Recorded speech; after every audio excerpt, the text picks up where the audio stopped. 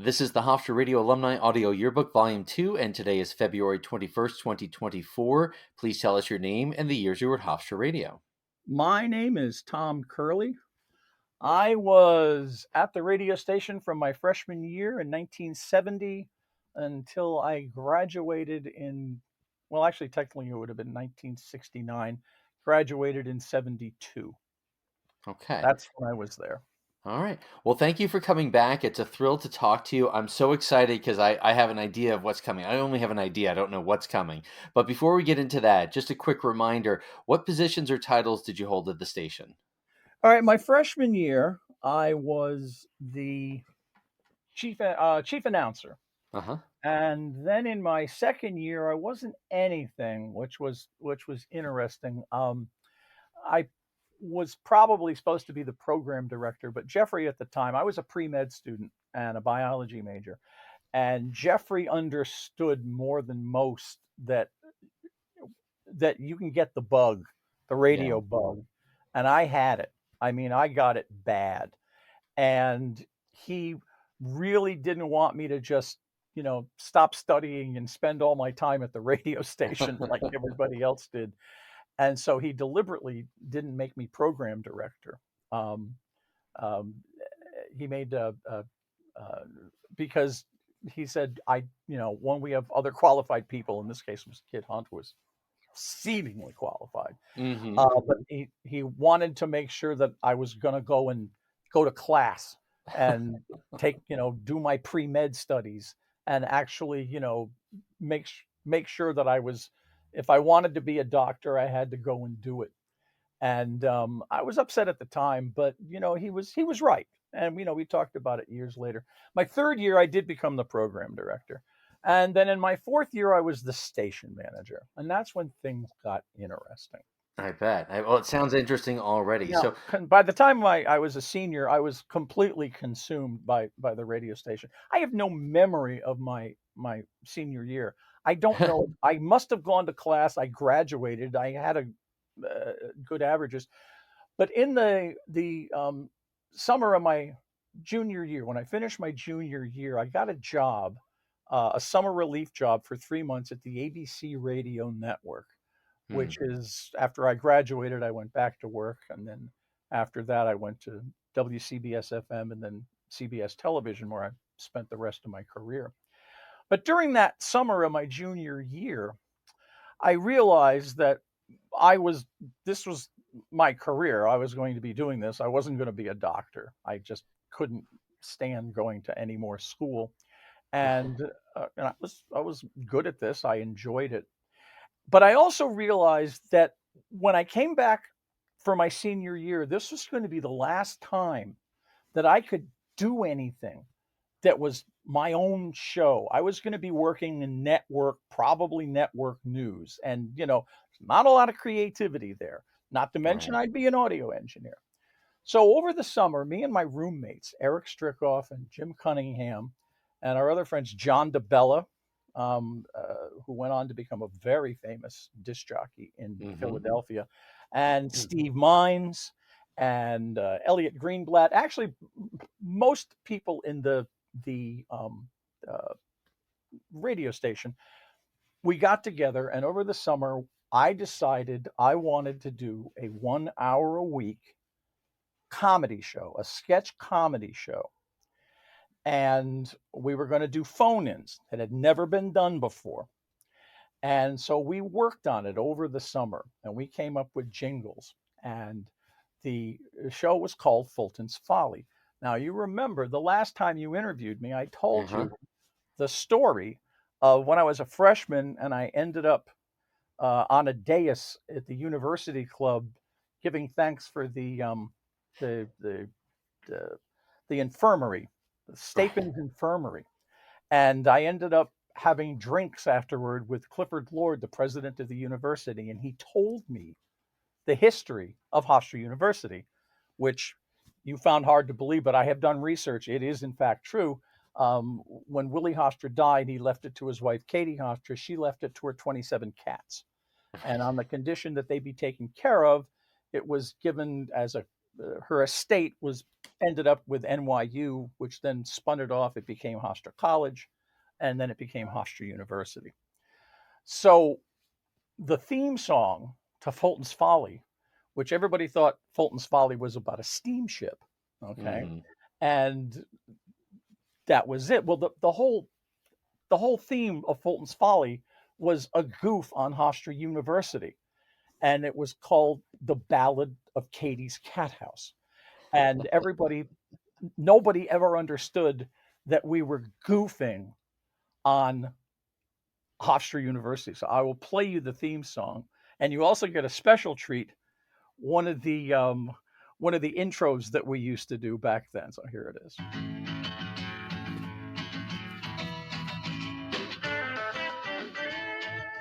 At 88.7 FM, this is WVHC, Hofstra University, Hempstead, New York.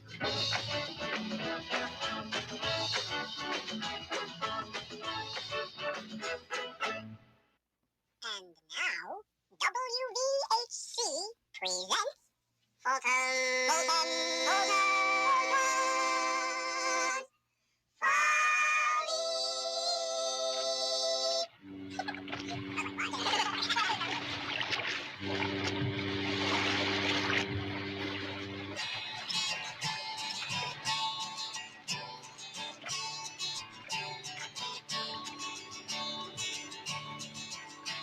When I was a lad, I ran rough and mad over mountain and desert and shore, until one day I found my way to Katie's Cat House door. Your credit is good at Katie's Cat House. Your credit is good at the door. Your credit is good at Katie's Cat House. Next year it'll cost $5 more. At Katie's Cat House, pleasure's your guide, and you might even learn something too. But remember, my lad, things might turn out bad, 'cause Katie is best at the screw. Your credit is good at Katie's Cat House. Your credit is good at the door. Your credit is good at Katie's Cat House. Next year it'll cost $5 more. Next year it'll cost $5 more. Wow. The No, the so many $5 questions. more was that back then every year the tuition credits would go up by Right. $5. That's funny. I, So I no, just hearing that, I feel like we're about to get in trouble. I feel like the university's going to call in a second and be oh, like, we "Wait, were what are you doing?" that was the whole point of the show. We were always pushing the envelope. Okay. Wow. And So many questions. So you're doing all that production on 2-track reels, I assume. yep, There's not a lot of, modern now there's all kinds of equipment that you can make these sound effects and the pitch changes. But you're doing this all in 2-track. So that's one part I'd like to answer. And who wrote and sang the song? that was Jimmy Cunningham. Mm, Jimmy and I, and probably Eric, we were living together. We were roommates, and he wrote the song, and him and I wrote the lyrics. mm. And Jimmy did a lot of our music, but we were always pushing the envelope, and we're always and Jeffrey was terrified of the FCC, so God Yeah. forbid we should ever say anything bad, and so we used to play practical jokes on him. We made a commercial for a desensitizing cream called Down Boy. Oh no. He said, "Do you dribble before you shoot? Does it take you 15 seconds? What it takes most people 15 minutes to do? Well, try Down Boy." And we actually produced it just to play it so that Jeffrey would freak out. Of course, we were never going to air it.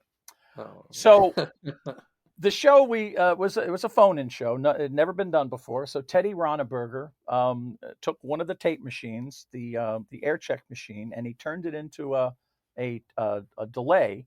Which what you do is you switch the heads. Normally on a tape machine, for all you kiddies out there, An old tape machine used to have three heads. The first head that the tape would go by is the erase head, which would erase whatever was there. Then the next was the record head, and then there was the playback head. Okay, so what Teddy did is he switched the the playback head was first, the erase head was next, the record head was next.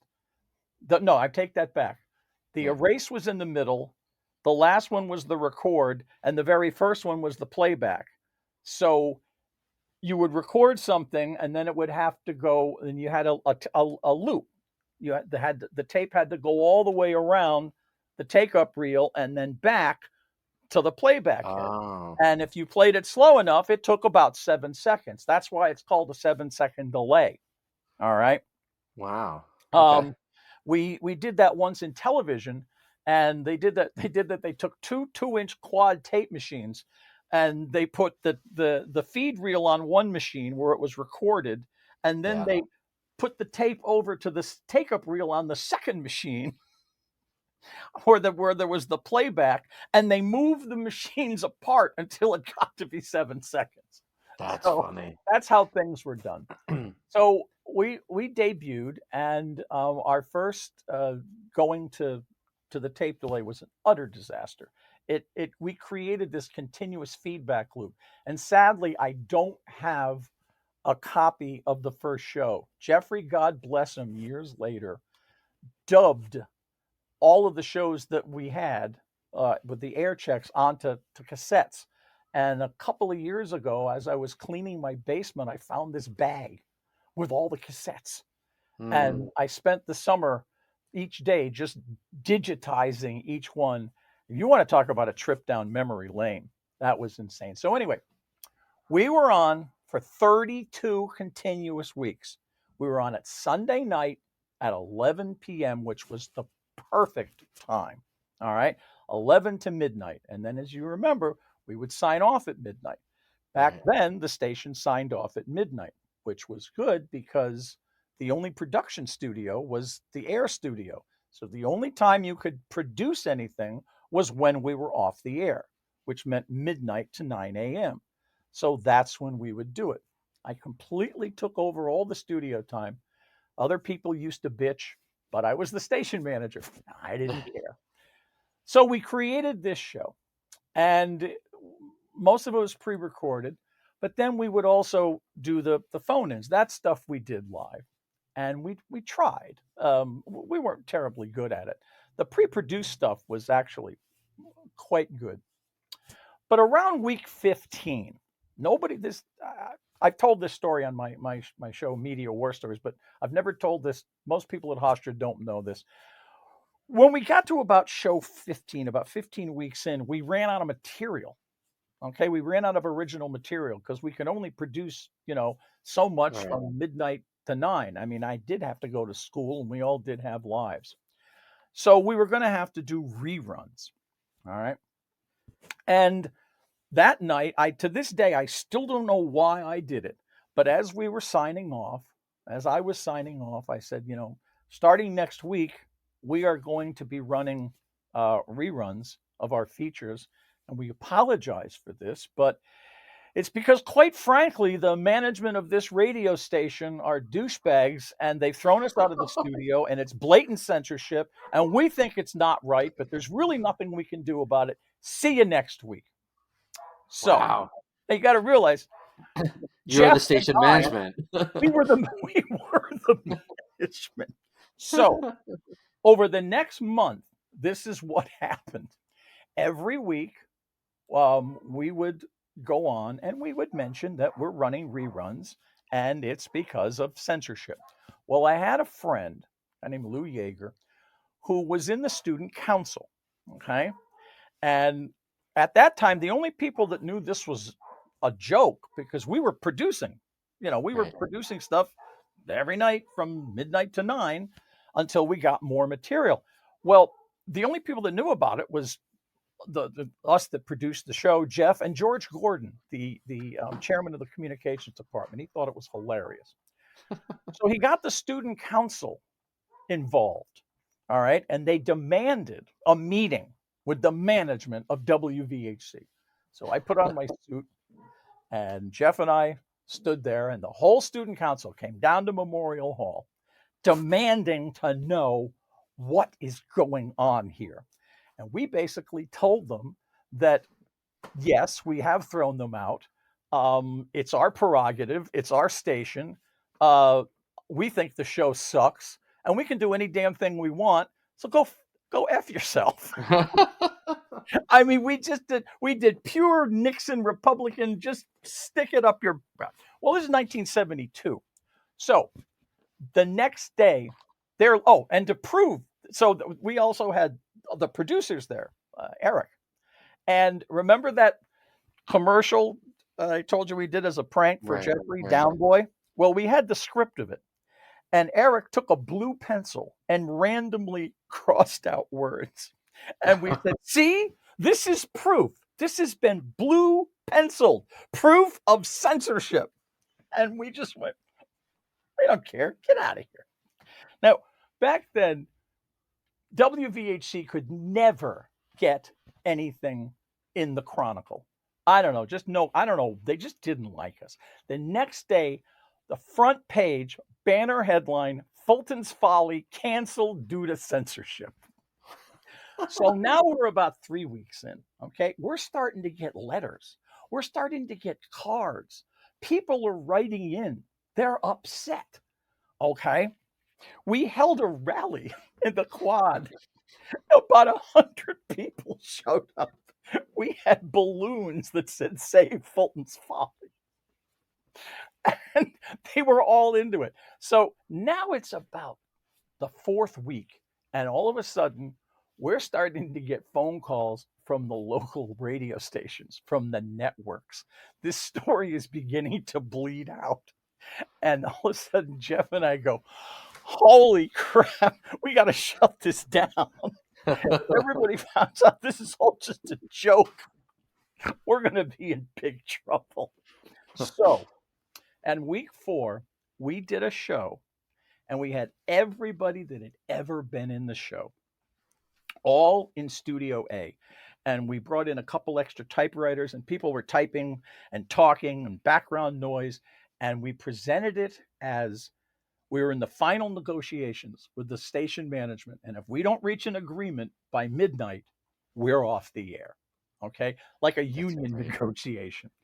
And the whole thing was, are we getting updates? We did it like a news show.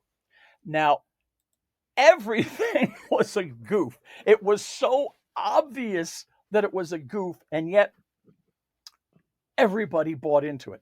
Now, before we started this, our phone ins, we had 2 phones. All right. I don't remember the 2 phones in the control room that you could put on the air. And if we were lucky, we'd get maybe 6 people would call in, enough to do the phone in segments, but never much. All right. So Tom, for a second, these are not scripted call-ins. These are people just who might be out there listening and calling in with the call-ins comments, questions. Yes, the call. We would do contests. We would do trivia contests. Okay.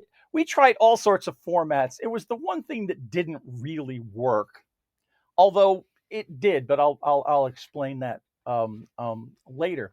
So anyway, the show that we did was, talking about, oh my God, the negotiations are going on right now. Are we getting any updates? And now here's an example of how it went. In an effort to stall the meeting till midnight deadline, the program director is filibustering by reading the FCC Rules and Regulations, Section B, Volume 2, pages 4059 to 5088, dealing with station operations policy regarding and governing all those stations under a minimum power rating of no less than that 15 times annually. Well, Chris, this is a bad development. What do you think? I think we have a real filibuster going here, Jim. Yeah, I can't agree with you more, Chris. So we would do that throughout the whole show. We would come up with updates, and then we would come up. Here's another one. It seems that the meeting is being held up again. Oh, no. It says here that the general manager's throat got so dry listening to the program director reading Volume B, Section 2, that he ordered out for coffee. Looks bad. Any real specifics on the meeting's progress? Well, yes, Chris. The program director and the general manager both ordered a light 2 sugars. The producer of Fulton's Folly ordered black 3 sugars and a prune Danish to go. And the station manager didn't order anything, saying he can't drink right after he wakes up. Well, there's still hope. Well, I don't know, Chris. Black 3 sugars, that doesn't look good at all. No, not good at all. So now here's the thing. All the phone calls, people, I mean, oh my God, this is horrible. Is there anything we can do? One person called in and thought it was a gag. WVHC, Fulton's Folly. Hi there. Hi. How you doing? Well, not so good. We'll see what happens. Aw, come on. It's just a big gimmick. What? Oh, it's just a big put on. Any word from upstairs? That's right. A put on. How could you say such a thing? She was the only one. So we did that for the whole hour. And then about 2 minutes before midnight, we did this. Here's a bulletin from Fulton's Folly News. We interrupt Sterling Bronson to bring you this special message. Fulton's Folly has been saved. We repeat, Fulton's Folly has been renewed. Complete details at the end of Sterling Bronson. This has been a special report from Fulton's Folly News. We now return our regularly scheduled program broadcast previously. And that was it. Now, here's the thing. At the beginning of the month, we used to get, like I said, maybe 6 phone calls. After the end of this, those 2 phones would ring 2 hours before the show and would ring an hour afterward. We literally increased our audience more than tenfold by simply taking away something that they didn't realize they wanted. If you take something away from somebody, they'll scream bloody murder to get it back. That True is story. That amazing.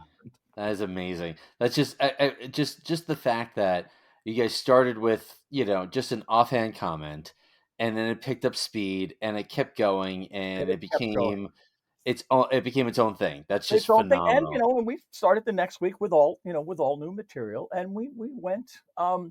See, the phone-ins actually did work, but here is the word hubris comes in. We thought we were really clever college guys who was going to appeal to the college audience because, we played Monty Python. We did all these really, crazy skits. But it turns out not that many people at Hofstra listened to us. However, we had literally almost a cult following from one of the local high schools.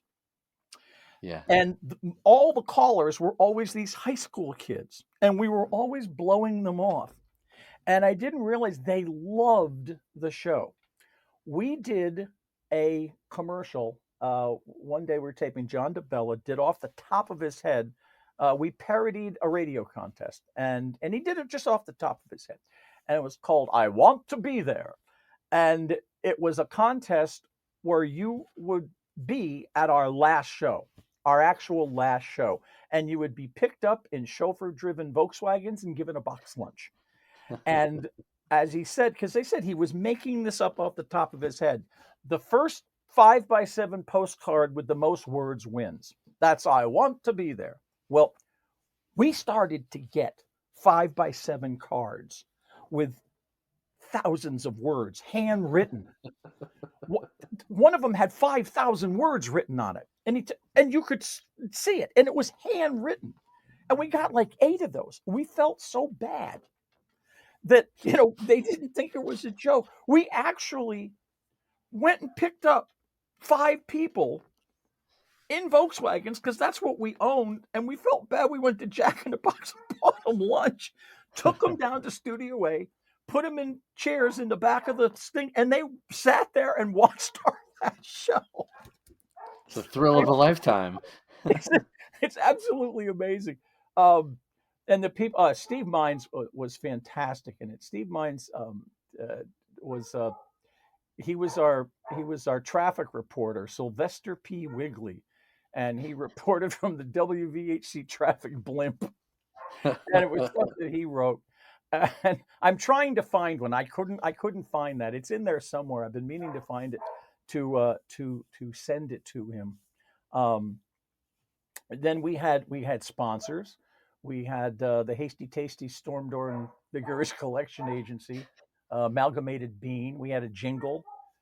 Fulton's Folly comes Norley from the people at the bottom of the dial, WVHC, and there was that. So then you move on. Jeffrey wasn't involved that much.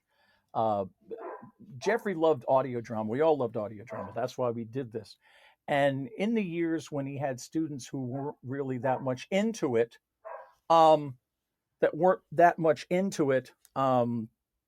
we would he would do audio drama, and and pretty much by himself. But that year there was a bunch of us who were really, really into it, and because of that, he laid back. He didn't do anything, and he didn't do anything. So we didn't get to play with him a lot. I mean, he did stuff for Fulton's Folly. He did the intro to Sterling Bronson, for to Sterling Bronson and stuff, but he didn't do much. So years later, I always felt bad that I didn't get to play that much with Jeffrey, and it was. So I created this show called A Half Hour Radio Show, which aired on, WVHC. I don't know if it had become WRHU then. It might have been. I'm not sure. But we did 9 episodes, and they were hilarious. They're online today, and we took some of the sponsors that we had from Fulton's Folly, and we incorporated them into the show.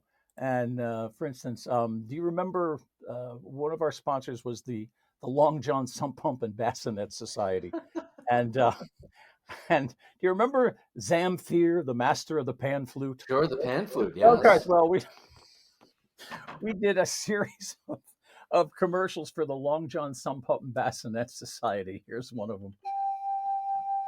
You've thrilled to his haunting interpretations of the classics.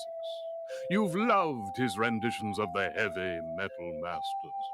And now you can enjoy Zamfir, master of the pan flute, as he brings you his newest collection. Zamfir plays your favorite TV theme songs.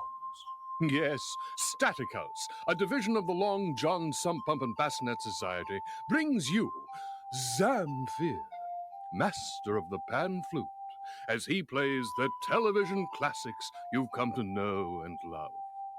You'll hear all your favorites, like The Ballad of Gilligan's Island,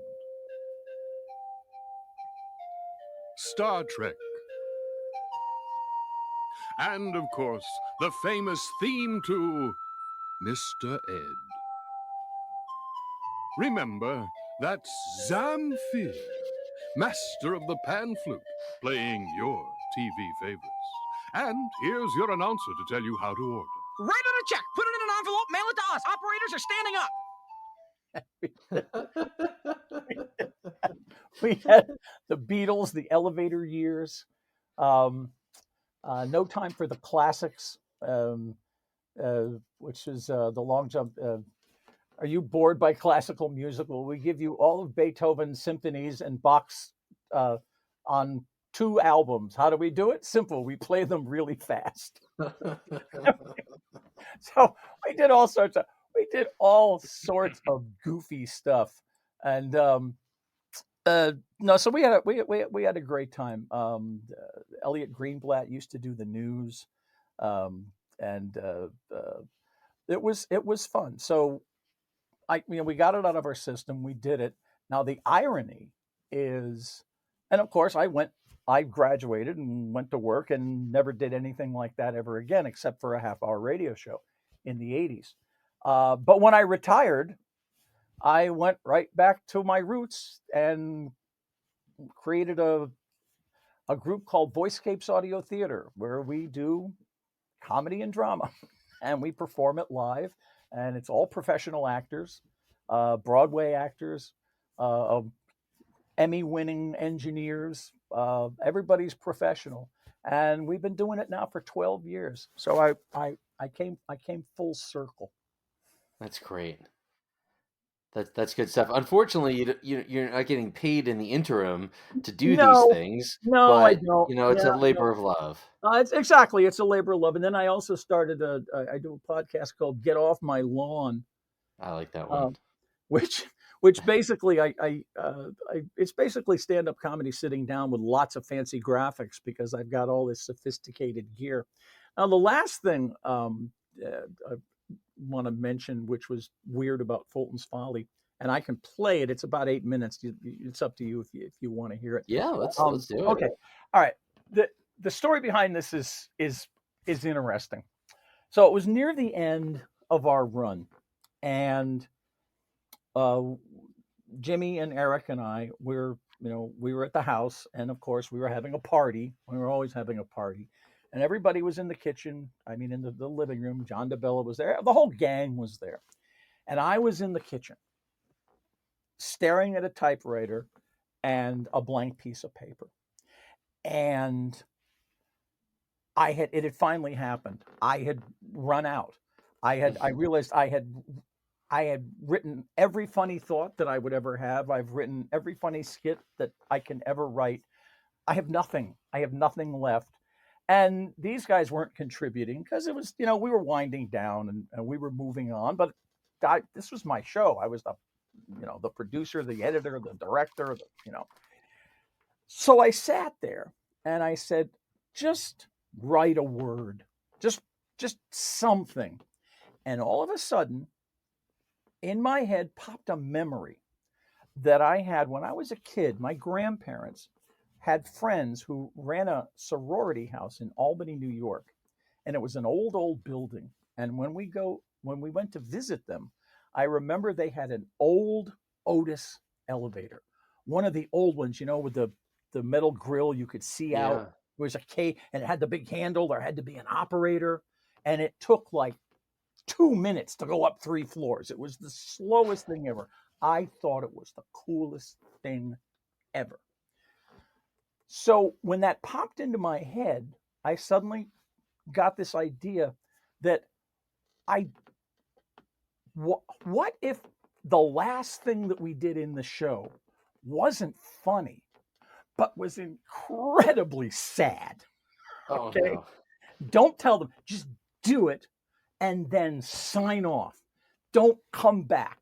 And so I got this idea that, okay, there's this old elevator in a building talking with a new elevator. And all of a sudden I started to type. I transcribed this thing. This story just came out. I almost watched myself type it. It was the weirdest thing. So then we went down the next day, and my engineer was, I don't know if you've interviewed him, Simon Hawk. No. Oh, you should. Well, he went by a different name then. I don't know if he wants, but anyway, Simon Hawk is a guy who came down to the station. Fascinating guy. He was a hippie. He had hair down to his shoulders. He walked down to the radio station with no shirt on and a fur vest and a dog collar that had spikes on it and spikes on his jeans, and said, "I want to work at the radio station." And everybody just looked up and went, "Oh, okay, fill out this form." And he said, "I want to be a writer." And Jeffrey said, "Okay, fine." So Nick, over time, started to write a feature that we had called Sterling Bronson Space Engineer that Marilyn Armstrong and Mitch Kessler originally started. But then Nick started to take it over, and he would write longer and longer episodes, which was great because it was less time that I had to fill. So Nick, and then he went on to become a very famous science fiction author. He's still out there today. he writes really good stuff. And so anyway, he happened to be my engineer, and we were there all by ourselves. So it was 2 o'clock in the morning, and we recorded this, and we recorded it in one take. And at the end, Simon went, "Gee, I don't think we need to do that again." And I said, "I don't think I could do it again," because again, as I was recording it, it was an almost out of body experience. I was listening to this voice to do this. And so anyway, this is so written in one take, done in one take. And a few months back, Simon actually wrote again. He said, that elevator skit that you wrote is one of the best things still think I've ever heard. And coming from a professional writer, it was impressive. So anyway, here it is.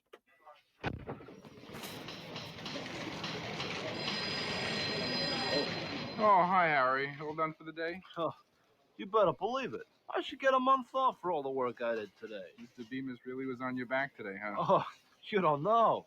Yesterday, listen, ring for the elevator, will you? Anyway. Well, look, we hit the jackpot, didn't we? With floor going down, watch your step. Thank you. Oh, boy. Hey, listen, I bet I can beat you down in the other elevator. Are you kidding? In that old thing, I wonder what keeps it together in the first place. Yeah, true, but it's still better than getting in with that crowd. See you in the lobby. Main lobby, everybody off. Thank you. See, I told you you'd lose. Well, what do you want with that elevator made here? What?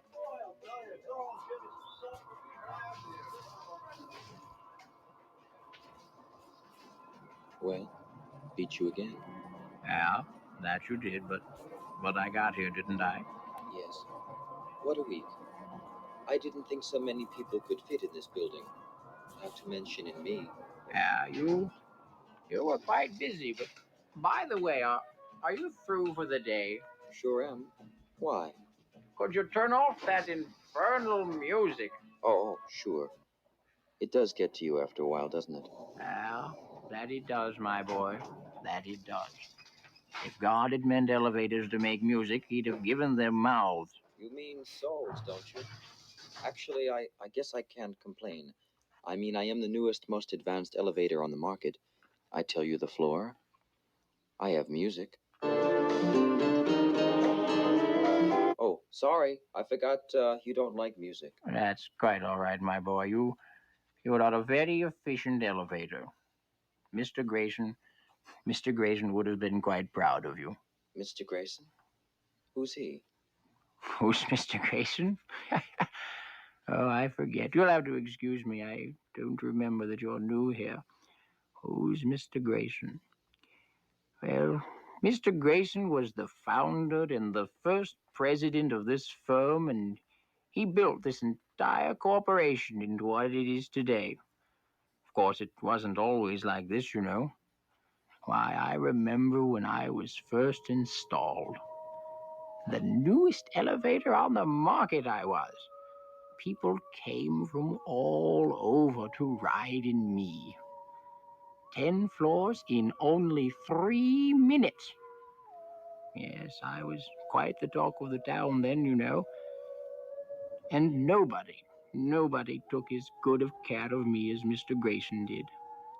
Yes, sir, even when all the other elevators were installed, Mr. Grayson would ride only in me.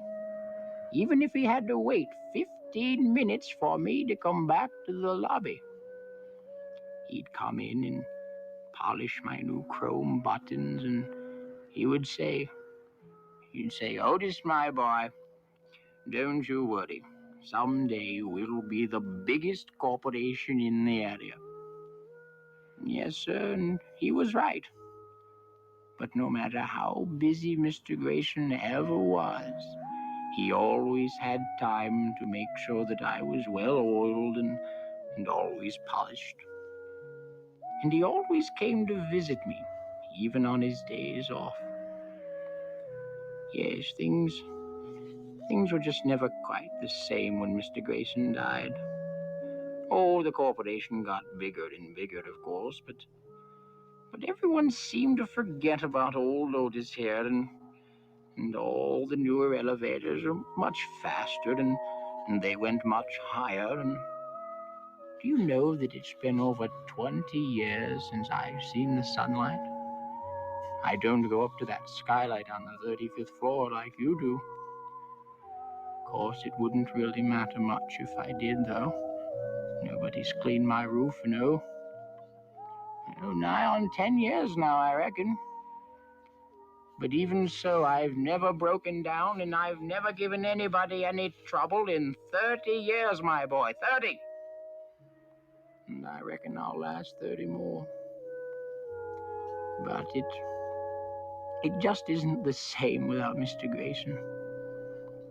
Do you know that the last thing he said to me, he said, Otis, I sometimes get upset because I know that I'm not going to be around forever. But at least I'll always know that you'll be here to remind people of what things were like in the old days. Back before everything had to be rush, rush, rush, do this now, do that now. They all seem to forget, Otis, that there's nothing really wrong with taking 3 minutes to go up 10 floors. But, well, you know what I mean. And then he tapped on my door and he walked out. I never saw Mr. Grayson again. But I'm still here, my boy. Still here to remind people of what he told me, and I always think that maybe someday someone will get into me, and not because you're crowded and there's no room for anybody else, but maybe because just once someone doesn't mind taking a nice, slow, 3-minute ride to go down 10 floors.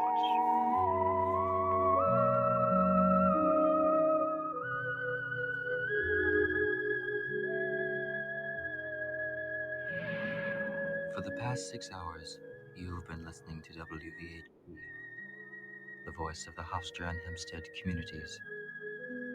WVHC is licensed by the Federal Communication Commission to operate on a frequency of 88.7 megahertz FM, channel 204, with an effective radiated power of 320 watts.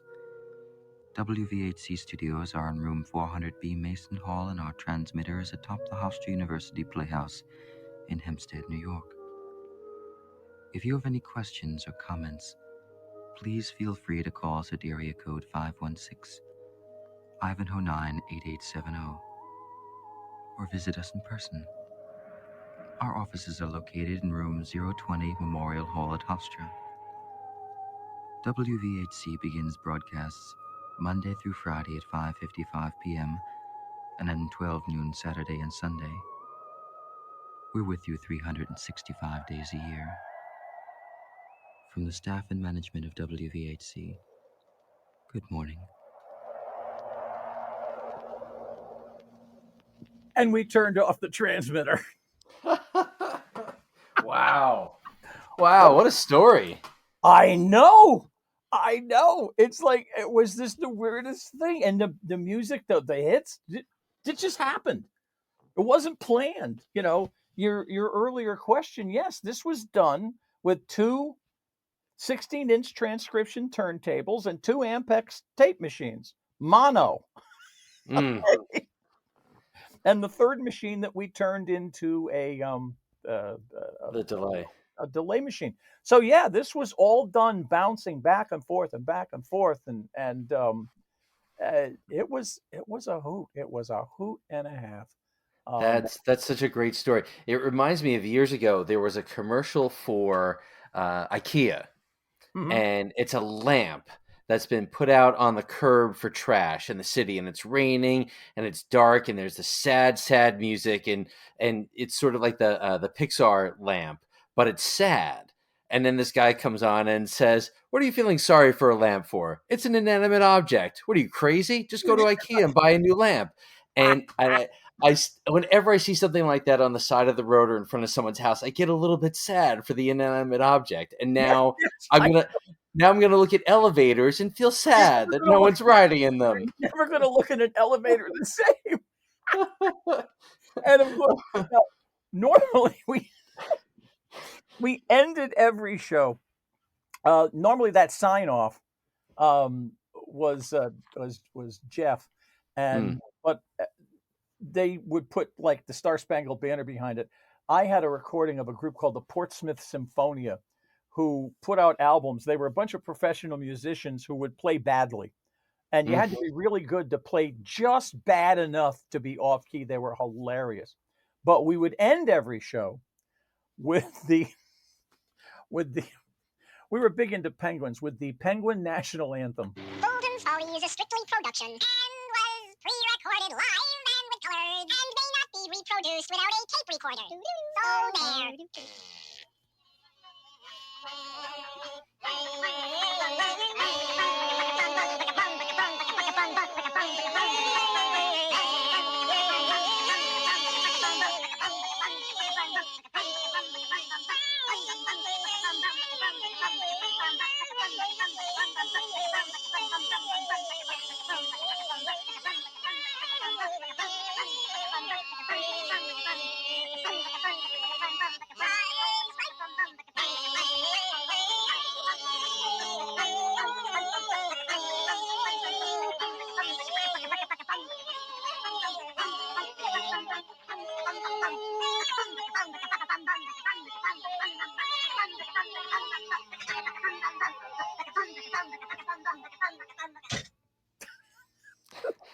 Wow, you guys are dangerous. We recorded that in Memorial Hall. We just put up a microphone and we just started marching by it. Actually, that was the fella. He goes, "You go," and then all of a sudden we realized what we were doing. So we recorded it at low speed, and then we recorded it at 7.5 and played it back at 15. Yeah, we were. In case you haven't figured out, marijuana factored in greatly with. I'm shocked. I had no idea. So that was pretty much it. It begat the half-hour radio show, which is what I'm really proud of, because Jeff and I, the concept was simple. It was supposed to be two guys hosting a radio show of satirically written skits and bits that they never get to, because in the first episode, the station was sold during the opening credits, and the new management installed an instantaneous ratings computer called the Insta RB2000 that could calculate ratings in real time. And every time we went to a commercial, they changed the format. And I don't have it with me right now, but if you ever want to do another one of these, we did a thing where we got in an argument with the 7-second delay machine, and 7-second delay machine rebelled. And in order to do it, we had to record the delay part and then play it in a little speaker in the studio. And then Jeff and I had to play against ourselves. And then we figured we would just edit the spaces. Well, we almost didn't have to do any editing at all. It was hilarious. It was such a funny bit. And then each episode there would be something else that would screw us up. And it was initially Jeff was the straight guy and I was the goof. He was Abbott and I was Costello. But as time went by, we would switch roles. It would go back and forth and back and forth. And it was a science fiction element. We did one episode where it was our parody of Orson Welles' The War of the Worlds. And in this case, an alien ship landed on the roof of the radio station. And it was 3 aliens, a husband, a wife, and a child. And it's like, and they landed on, and they were here. It was are we there yet? No, we're not there yet. I want to go home. they were here basically because it turns out that Earth has more shopping malls than any other planet in the galaxy, and they were here to buy Reeboks. We did another show where we got a package delivered live on the air, and it was from ourselves, and it was a Chronomatic 2000 in combination food processor and time machine. And when we Nice. turned it on, we went 30 years into the future to our own show. And it turns out that 30 years in the future, our future selves didn't have any ideas for that show. So we thought it would be funny to bring ourselves from 30 years in the past. And then we realized that we had done it. So we had to do it. And the whole show was us talking to our older selves and discussing what life was like 30 years in the future. Now, the weird thing was it was done in 1989, and 30 years in the future was 2019. And in 1989, I was trying to think of the most outrageous, crazy things that could never happen in the future. And I was stunningly on the mark. And it was all a gag. Presidents had been Oprah Winfrey, Arnold Schwarzenegger. There was 5,000 TV channels. So it was a fun show. But yes, That's funny that you've lapped the 30 years in the future. It's always funny, sci-fi. It's in the distant future, and now we're in the distant future, and there's no flying cars and yes, things like that. exactly. But There's no flying cars. That so pisses me off. We were promised flying cars. we really were, and we've been ripped off. I dare say I don't think they say it anymore, but I think at some point that would have been characterized. The kids, the younger generation, would have declared these shows to be meta. That they're sort of inward looking and jokes upon themselves, and you have to know the lingo and you have to know the inside to get it, to get the deeper meaning. But there's also the surface level where it's just like, oh, that's funny, but then there's another layer of funny, and there's another layer of intrigue. Yeah, you're right. Well, we were very much influenced by the Firesign Theater. We were that generation that knew the Firesign Theater, and I can guess if you don't recognize it, it was like our year. And after that, they sort of, they continued, but they didn't get the cult following that they had with this little, our little sliver, Monty Python. Sure. I got a contact with a record distributor who gave me these records, Monty Python.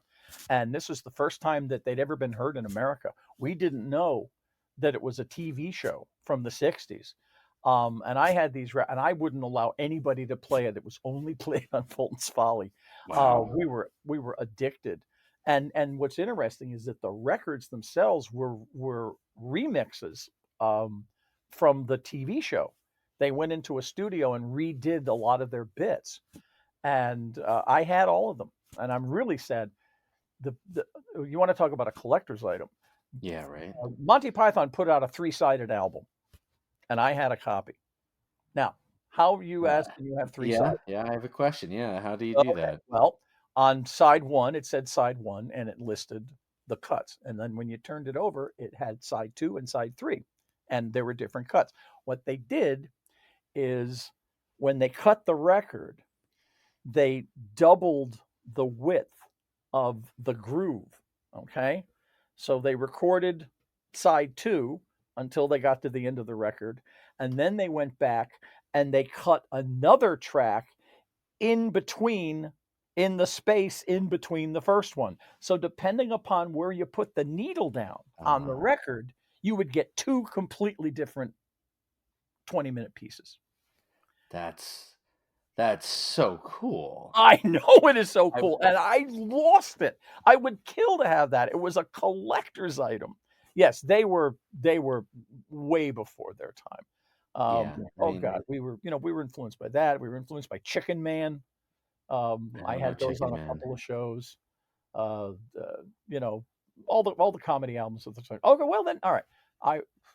We're probably way over. There is one coda to this whole thing. Okay. So at the end, we get a phone call one day from a guy And he says, "Hi, I'm so and so." I don't remember his name. He said, "I am the executive producer of a new show called the National Lampoon Radio Hour." Mm. And or the Radio Hour. And I'm a fan. I listen to your show and I like your stuff, and I would like you to submit some stuff. So I was like, "Oh my God." So out of 30 episodes, we had about 2 hours of really good stuff, which is, not bad, So I sent it to him, and he writes back, "Yeah, this is good, but it's not what we're looking for. Do you have any more?" So I sent him some more. See, says, "Well, can you come in?" So me and Jimmy and Eric, John DeBella, we all go into the National Lampoon offices in New York City. PJ O'Rourke, Michael O'Donoghue, and this guy, and we play them an hour of stuff that I knew was funny because we had played it more than once to a lot of people. And these two guys didn't crack a smile, not a smile. At one point, there was one point where the executive producer burst out laughing, and then he immediately stopped. So at the end, they went, "Well, we don't really, it's not really what we want." So at this point, I said, "But do you have anything else?" Now at this point, I began to get suspicious. So I go, Yeah. "Who's writing this thing?" He goes, "We are." I said, "Who's writing the National Lampoon?" He goes, "We are." I said, "When are you going on the air?" I said, "In 2 weeks." I said, "How many shows do you have in the can?" "Well, one, but we're not sure we like it." Now, having just spent 30 weeks doing this, that's not how you do it. So they went, "Look, here's a copy of our show. Listen to it. And if you have stuff like that, send it to us." So we listened to it, and it was stunningly not funny. Their whole his bit was Ed Sullivan. Here's my impersonation of Ed Sullivan driving hot spikes into his eyes, and he would scream for 30 seconds. That was it. Sadly, and so I never really followed up on it because we just didn't have the same sense of humor. And I always wish that I had, because the National Lampoon Hour starred Dan Aykroyd, Jim Belushi, and Gilda Radner, and all the other who got stolen by Lorne Michaels, and they were the original Saturday Night Live. And sure enough, in the National Lampoon radio show, our material showed up. It was changed. It was, nothing we could, claim that, they stole, but they stole it. So yeah, that was the kicker. So anyway, that's the story. Wow. Yeah. Wow. That's Tom. Thank you for a wild ride there. There's just, I'm so pleased to just be able to listen to and record these stories and share them out. I have so many more questions. I have so many more things that I would love to do, but I think we're just going to have to, we'll set up another time and you'll tell some more stories. And if you got some more bits, then we'd love to hear it. This was fantastic. Thank you so Good. much. I'm glad you liked it.